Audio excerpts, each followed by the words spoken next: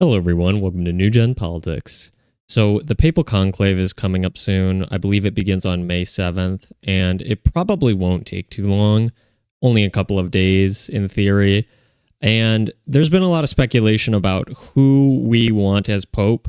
I don't put any stock in that because, as it being the will of the Holy Spirit, we don't even know. Could be somebody the media is not even talking about.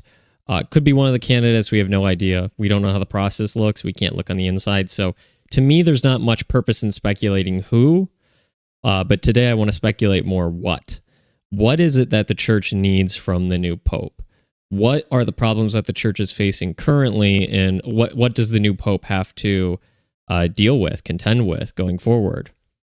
So there's a long list of things that the church is having to deal with because the world is in a changing state right now. And the church is in a changing state. And when those two things combine, there's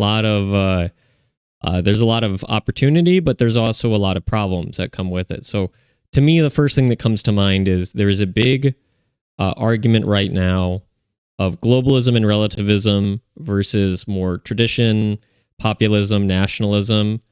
The church should err on the side of tradition. It should err on the side of more nationalism. The globalism, although the church is global, the concept of globalism goes hand in hand with relativism. Cultural destruction, the total removal and liberation of ourselves from God and morals and whatnot, ceding more control to government entities versus decentralizing it. And although the church is global, the church has always held the tradition that each group of people can worship God in a way that their culture fits into the Christian narrative.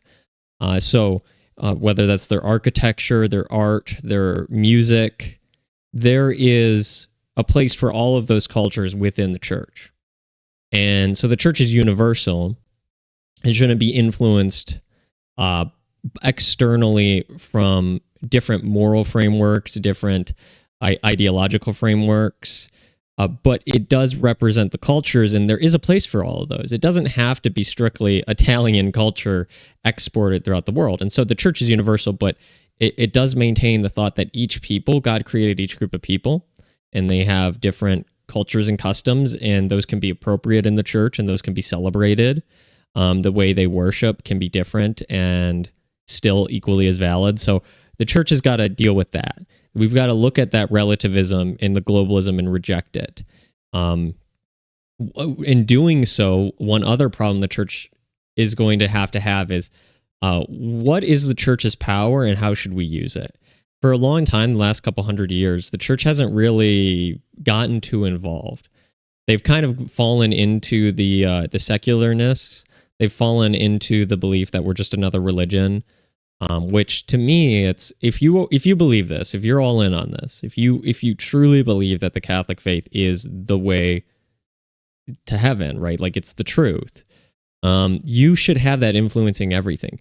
You can't leave your religion at the door when you're making policy, when you're running a country, in any regards like that. And so our lawmakers have to bring the religion back into the philosophy of creating laws, because your laws come from your morals, right? Your laws are a reflection of what the people want, what keeps them safe, what's good, and that comes from your moral framework. And if you believe that your moral framework is Catholic, then that has to influence the laws you vote on, create, right? All of that. So we got to bring the church back into politics. We've got to expand it, and the church has a lot of influence. Remember, the church is one of the biggest entities on the planet, if not the biggest entity. I would say it probably is.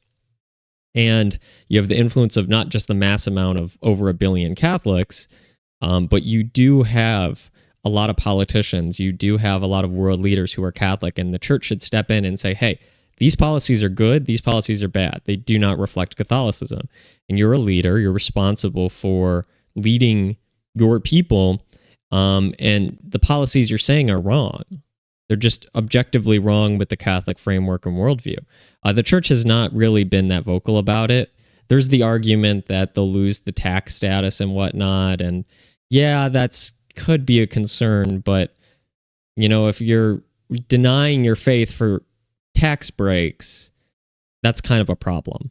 And I think people are becoming more lenient to the idea of, bringing your moral framework into the politics, because everybody knows you can't be secular. You can't leave your worldview at the door when you go to make policy. Everything you decide on is influenced by your own perspective, your upbringing, what you think is good, what the end goal of something should be. And so bringing that back in and saying, Catholics are allowed to do that again, not just atheists, not just Muslims.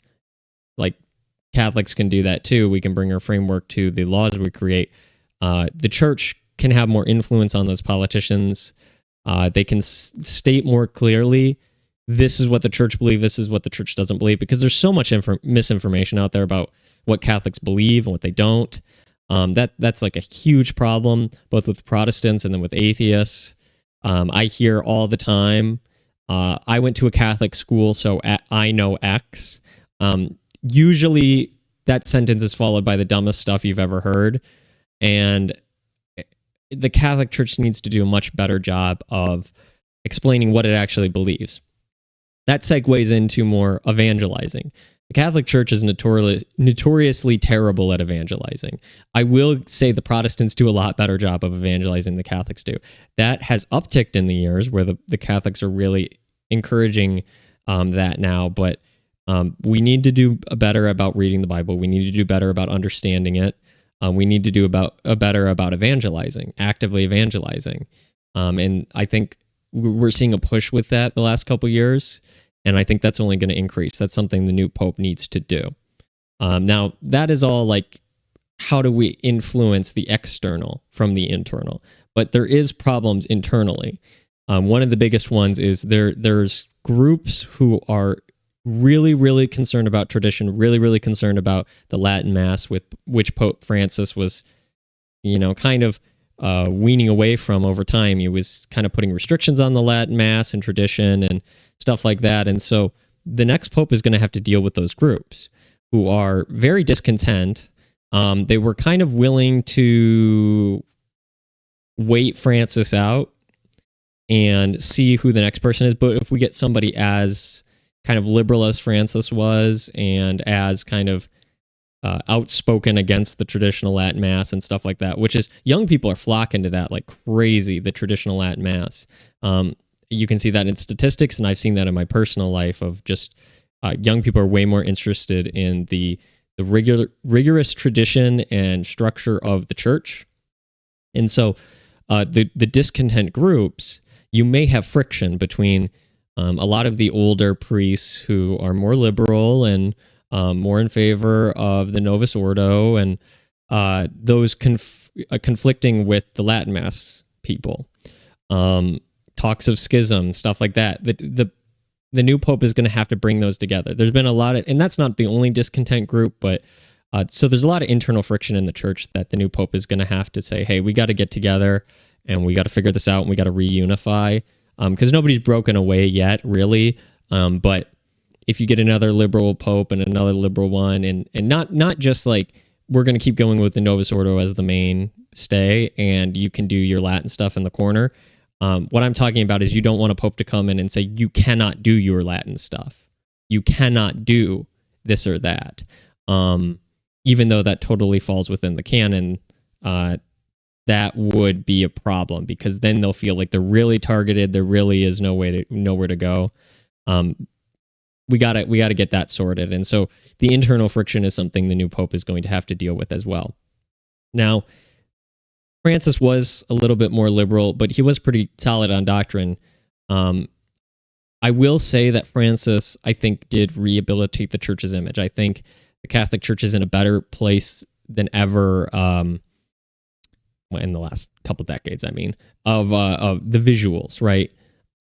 What does the world perceive of the church? Are they a little bit kinder to the idea of Catholicism? I think that's the case. I think that is one thing I will give Francis the benefit of, is he did improve the church's image after the whole scandals and everything.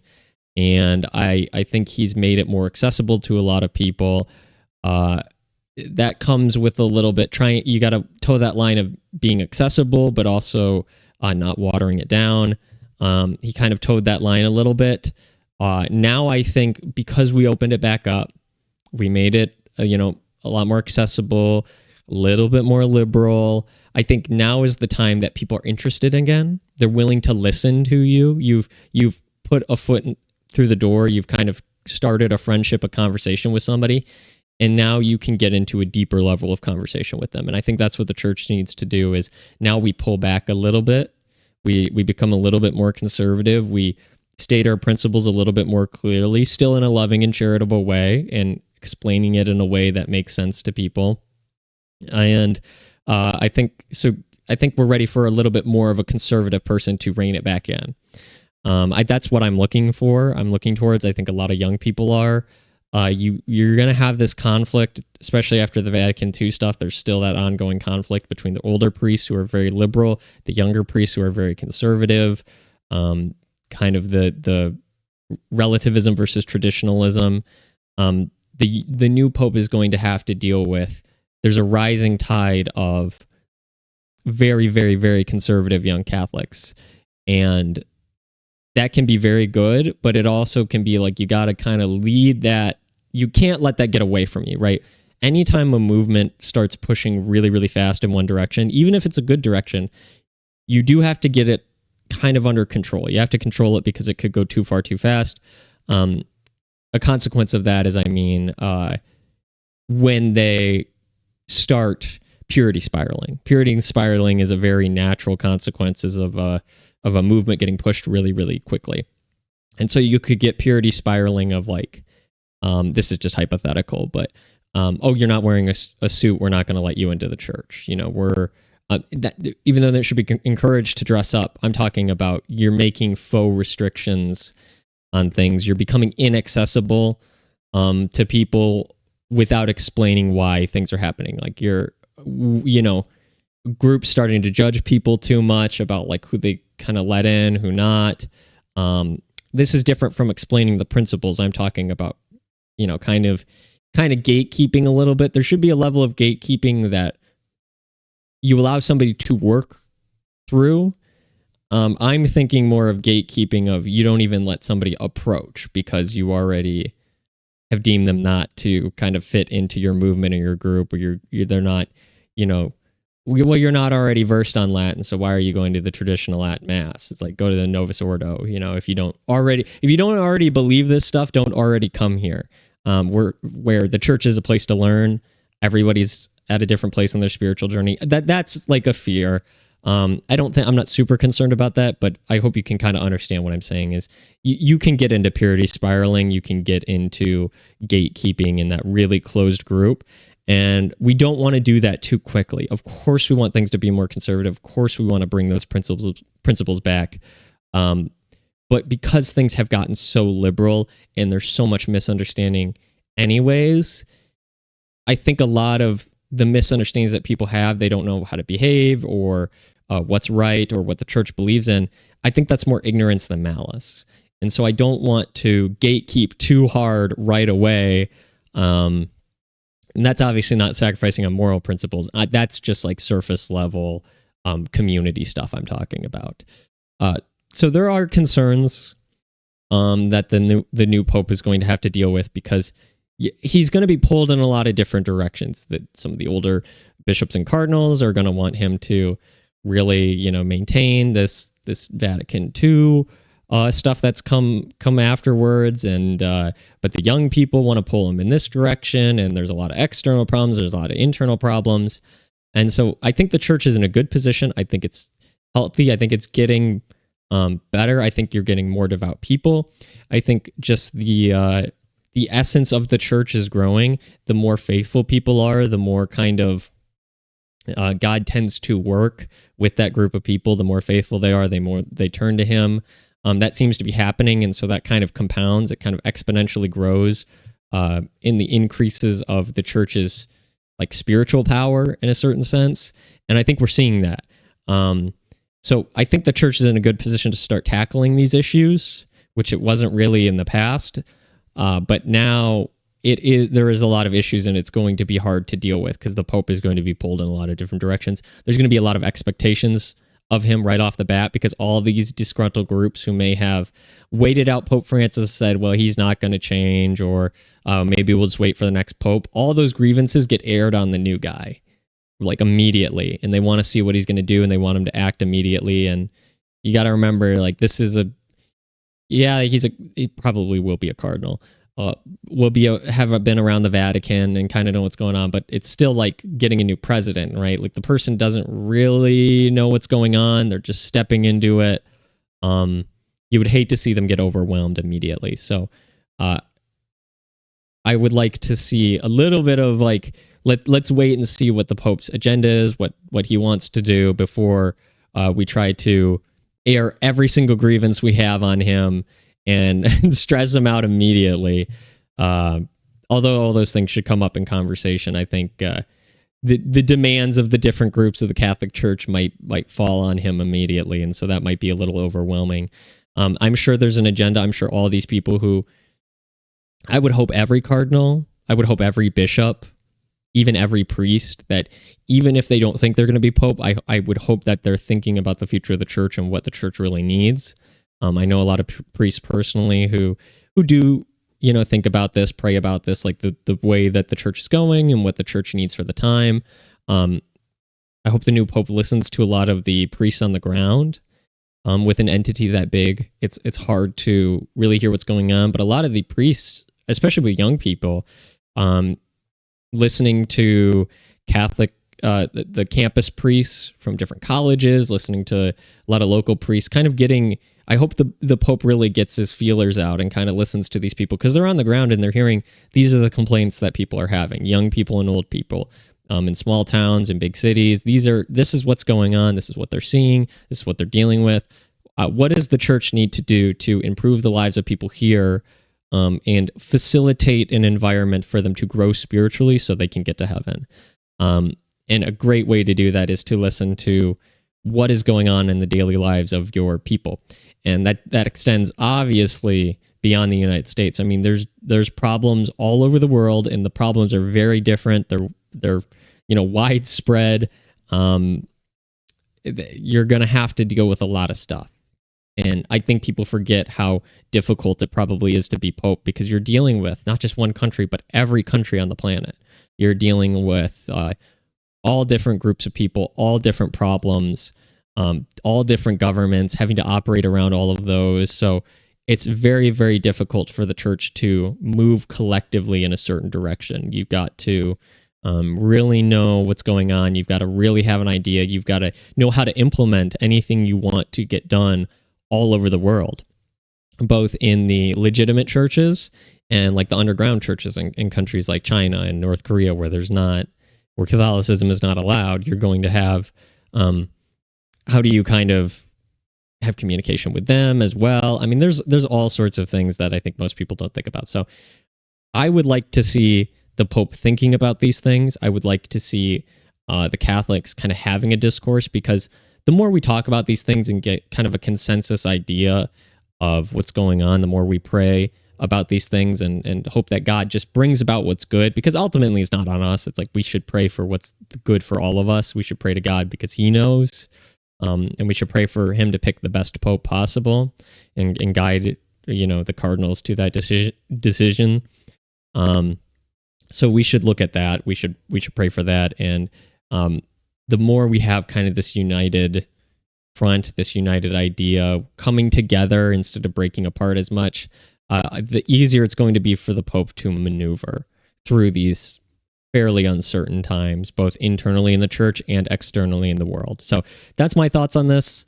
Let me know what you think down in the comments below. If there's anything you specifically want to see, or there's a big problem I didn't mention with either the church or the world that you think the church should get involved in, let me know all that down in the comments below, and thank you for watching.